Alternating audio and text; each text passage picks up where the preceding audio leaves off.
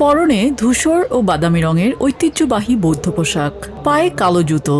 দেখতে আর 10টা সাধারণ সন্ন্যাসীর মতো মনে হলেও সে আসলে ধাতব শরীরে প্রাণ পাওয়া এক কৃত্রিম বুদ্ধিমত্তা। সাউথ কোরিয়ার প্রথম রোবট মঙ্ক হিসেবে বুধবার বিশ্ববাসীর সামনে আত্মপ্রকাশ করল হিউম্যানয়েড রোবট গ্যাবি।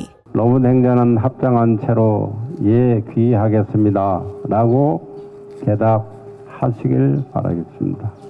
예 귀하겠습니다. 예. সিউলের ঐতিহাসিক যোগিয়ে মন্দিরে এক জাঁকজমকপূর্ণ অনুষ্ঠানের মাধ্যমে গ্যাবিকে দীক্ষা দেয়া হয়।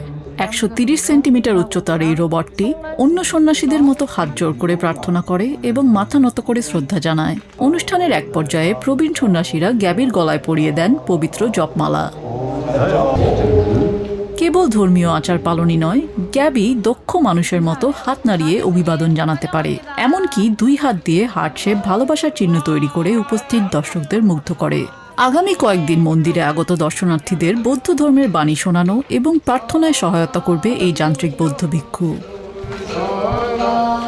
সাউথ কোরিয়ার এই উদ্যোগ মূলত তরুণ প্রজন্মের কাছে বৌদ্ধ ধর্মকে আরও আকর্ষণীয় ও সহজবোধ্য করার একটি প্রয়াস। মে মাসের শেষের দিকে ল্যান্টার্ন উৎসবেও অংশ নেবে গ্যাবি।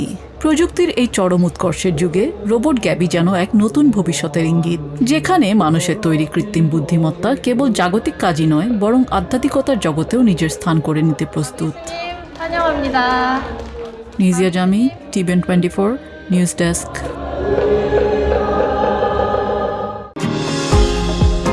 নিউ ইয়র্ক থেকে সম্প্রচারিত টিভিএন 24 টেলিভিশন বিশ্বজুড়ে বাঙালির কণ্ঠস্বর।